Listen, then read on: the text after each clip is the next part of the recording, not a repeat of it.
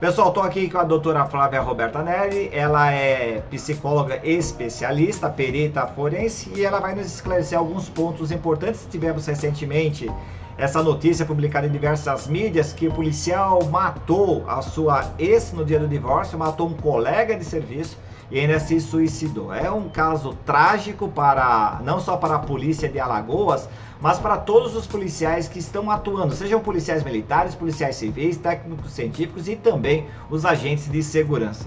Tarde, um crime chocou a cidade de Arapiraca. Um policial militar matou um outro PM, atirou na ex-companheira e depois se matou. Imagens da câmera de segurança da rua mostram o momento em que eles chegam. O policial desce do carro, um outro para e em seguida vai ao encontro dele. Após conversarem, ele atira e mata o colega. Depois vai até a casa onde estava a mulher e atira na fechadura, abrindo a porta com um chute.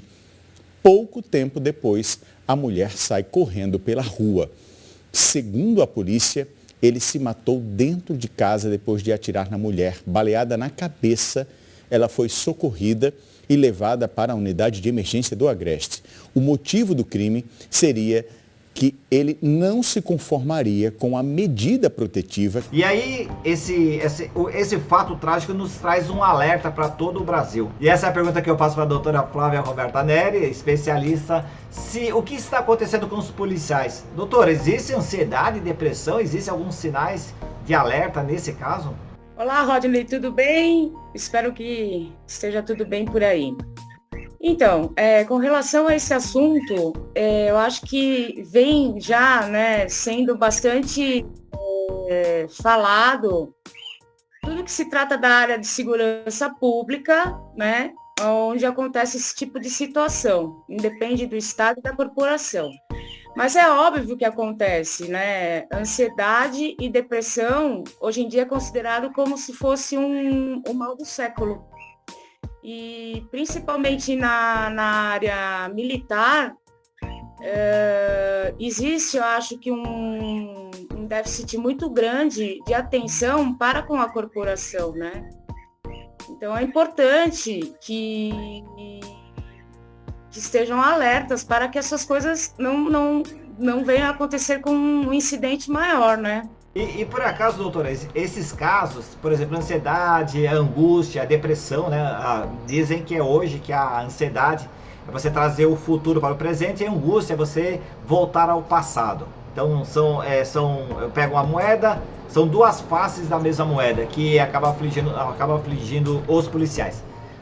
Existem sinais desses traços da depressão, esses traços da ansiedade, esses traços da angústia em policiais, que seu comandante, no caso do militar, que o delegado, no caso da Polícia Civil, o superintendente, no caso da Polícia Técnico-Científica, os chefes, no caso das guardas, possam detectar nesse agente de segurança para prevenir esse tipo de tragédia?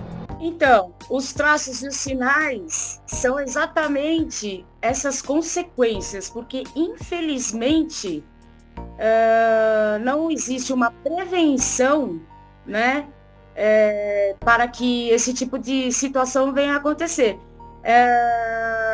Quando vai tentar remediar, já está tarde demais, Tanto é que você pega a maioria do pessoal aí que faz parte da segurança pública, todos eles passam em concurso, Eles fazem as perícias e fazem as avaliações psicológicas e até então, consta de eles estarem na ativa é que eles são pessoas capazes, para poder trabalhar com armas de fogo, manipulação de armas de fogo. Porém, o que acontece? Em função, acho que de uma atividade ser um pouco estressante, pessoas que não têm tanta resiliência, que têm já algumas questões emocionais, isso acaba exacerbando cada vez mais, A atividade acaba sendo mais exigida pelo policial, que fica intolerante. E isso, uma hora, a corda arrebenta. A corda arrebenta e acontece isso.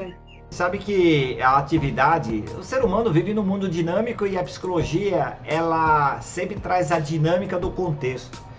Me parece que os policiais vivem em contato com eventos de crime, com criminosos. O ambiente não é salubre, o ambiente é ruim. Não temos como falar que o ambiente, trabalhar contra o crime seja um bom ambiente. Esses fatores externos mudam a personalidade daquele soldado que acabou de entrar, daquele aluno oficial que acabou de entrar depois de 5, 10 anos. É correta essa afirmação? Com certeza, porque o ser humano ele não tá aí para viver de tragédias, vamos assim dizer, né? De ver morte, de ver sangue, ou mesmo o fato de você matar alguém. Isso você tem que ter um equilíbrio muito pré-definido para, né, ter condições psicológicas de seguir com a sua vida para frente. O que acontece, você vê, é que em muitos casos você não tem um amparo pela organização em si de poder colaborar com essa saúde mental do polícia, né? Então você vê hoje, você ter que matar uma pessoa, ou você vê um caso de briga, de morte, ou seja, da atividade policial, as pessoas que não estão acostumadas a conviver com isso de início, nossa, pode gerar um problema muito maior. Muito maior. E isso acaba levando até para a vida pessoal, levando para casa, família, se estendendo, tendo uma dimensão, uma proporção bem maior, né? Eu lembro que eu tenho uma entrevista aqui no canal que uma psicóloga falou que o amigo resolve naquele momento, mas o amigo, o comandante, que vai ouvir a pessoa em catarse, né? É só naquele momento e aí eu faço a pergunta, nem sempre o comandante, nem sempre o cabo, o sargento, o tenente, o capitão é o profissional adequado para ouvir o policial. Ele é o profissional, o delegado de polícia, o chefe, né? A chefia dos investigadores, chefia dos escrivães. Eles são as pessoas que recebem naquele momento a demanda, né? A queixa, né? E eles devem identificar essas demandas, essas queixas para o profissional, encaminhar para o profissional que é o psicólogo. Quando um comandante, quando um delegado, quando um chefe começa a dar conselhos, pode ser que acabe causando um mal maior e as consequências passam a ser realmente trágicas por não serem profissionais da saúde. Essa minha fala faz sentido do ponto de vista da ciência e da psicologia? Com certeza, porque não é um profissional habilitado para poder trabalhar com essas questões, né? Talvez ele possa intervir de uma maneira desproporcional, que pode vir a agravar mais ainda o problema que ele está tendo lá na corporação. O mais indicado nesses casos, de fato, seria encaminhá-lo para algum tipo de atendimento psicológico, psiquiátrico, né? Buscar entender de fato que aquele funcionário está precisando de uma ajuda e tentar, dessa forma, no encaminhamento, ele ajuda muito mais do que ele mesmo tentar ser o famoso amigo, né? Também o polícia, ele não aceita, né, determinados conselhos, né? Ou às vezes ele nem se abre com relação a isso, porque pode ser uma função emocional muito particular e ele não vai se abrir mesmo com o chefe, né? Ele não vai se abrir mesmo, então vai continuar lá o problema. Cara, antes da gente continuar esse vídeo, que é extremamente importante, eu preciso dar umas dicas para você. Se passar alguma coisa, alguma ideação suicida, alguma ideação homicida na sua cabeça, procure ajuda. CVV. Conversa com o médico, conversa com o seu psicólogo, busque a rede pública de ajuda. Fale com o seu comandante, fale com o seu delegado, busque ajuda. Esse é assunto gravíssimo, assunto sério, que merece que você entenda as necessidades inconscientes que você tem. Falar sobre doença mental não é fácil. Se você precisar falar com a doutora Flávia, eu vou deixar na descrição desse vídeo o contato dela, só clicar e conversar. Mas sempre busca ajuda. Agora vamos voltar ao vídeo principal. Só comentando aqui o pessoal do canal, a doutora Flávia, ela é psicóloga, ela atende, e eu vou deixar o contato dela na descrição do vídeo. Faz sentido algum momento dessa fala e quiser falar com a doutora, aqui na descrição do vídeo. Doutora, inclusive, só retomando aqui, o amigo não é técnico, o amigo não fez faculdade, não entendeu os problemas. E o que a gente está falando aqui é que talvez essa pessoa tenha, de forma inconsciente, o que a gente chama de pulsão por vida ou pulsão por morte. E talvez o chefe, o diretor, o comandante, o delegado possa estar ativando o gatilho da pulsão por morte. E a pulsão por morte pode desencadear os homicídios e os suicídios.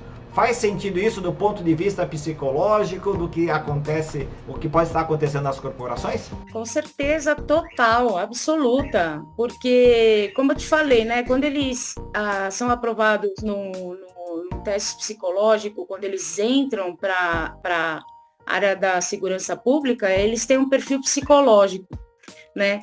E aí depois acaba sendo comandado, subordinado a pessoas que podem vir a desencadear mais ansiedade, mais trauma em função da própria atividade que eles têm que desenvolver, né?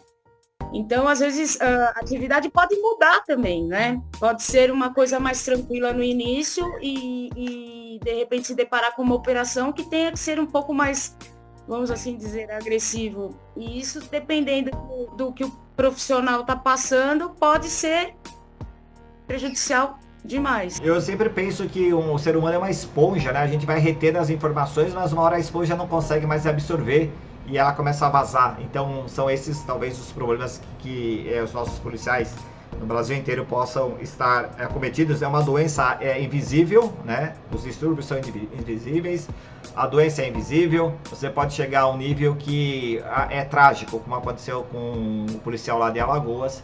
Ele se suicidou, mas levou com ele mais 2 vidas, mas não são apenas 2 vidas, claro que 2 vidas super importam, mas também todas as famílias e amigos que estão destroçados desse momento, dessas vítimas, e também a própria família do próprio policial. Gente, é um assunto bem sério, a doutora Flávia, ela bem colocou que a gente entra na polícia com uma dinâmica psicológica e ela vai mudando em razão do tempo, né, doutora? Exatamente. A personalidade do ser humano, até seus últimos dias de vida, a tendência é ser lapidada, né? Vai se moldando e se formando de acordo com a vivência que ela tem no dia a dia, no trabalho, no aspecto familiar. Uma coisa que eu achei que é interessante a gente colocar aqui é que, por exemplo, o policial ele sofre de acordo com a atividade que ele tem que desenvolver, ele pega aquele trauma em função de uma chamada de repente que o comandante deu, ou de um não permitir que ele saia. Então, o comandante não permite que ele tenha folga, ou o que acontece? Ele começa a se sentir coagido, ele começa a sofrer um estresse emocional muito grande. Isso ele acaba levando para dentro da família, para dentro da casa, né? E vai afetando todos os que estão próximos, porque respinga. E aí ele começa a ter problema familiar. E aí o problema familiar ele acaba levando para a corporação também. Então isso é um gatilho emocional muito grande. Quem é um profissional que trabalha com armas de fogo, né? Que pode vir a desencadear sem a hora esperada e pura e simplesmente ele faz uma besteira. Eu nem digo só arma de fogo, é empatia, né? Porque eu tenho um atendimento todo dia em vários aspectos. E se eu não me colocar na posição de quem estou atendendo, eu me torno uma pessoa robotizada, uma pessoa com menos sentimentos e uma pessoa com menos expressões humanas. Que aí você vai caminhando para o limiar das tragédias ocorridas, né? É verdade, Dancas, é verdade. Veja a quantidade de policiais expulsos da polícia militar pela fragilidade emocional e depois ele fala assim, mas o que eu fiz? Por que eu falei aquilo? Por que eu agi daquela forma? Eu não sou assim. Eu acho que todos esses traumas, todos esses eventos externos vão mudando dia a dia a característica de ser humano, desse policial que precisa de ajuda. Falar em ajuda, turma, se alguém, mais uma vez, só reforçando, a doutora Flávia faz atendimento aí, pode conversar, bate um papo, não vai cobrar nada aí, eu já até falei que não vai cobrar nada porque ela tem um sentido de altruísmo muito forte, então entre em contato com ela via WhatsApp aí, conversa com ela, se vocês precisar, pelo menos conversar, entender o que está passando na sua cabeça, né? Porque muitas vezes o que a gente precisa ter, né, doutora, é o que a gente chama na faculdade de psicologia a escuta técnica. Isso que sargentos, oficiais, delegados, chefes não entendem, escuta técnica. Eu particularmente, Dancas, eu acho que seria, né? Essa seria a frase correta para se dizer.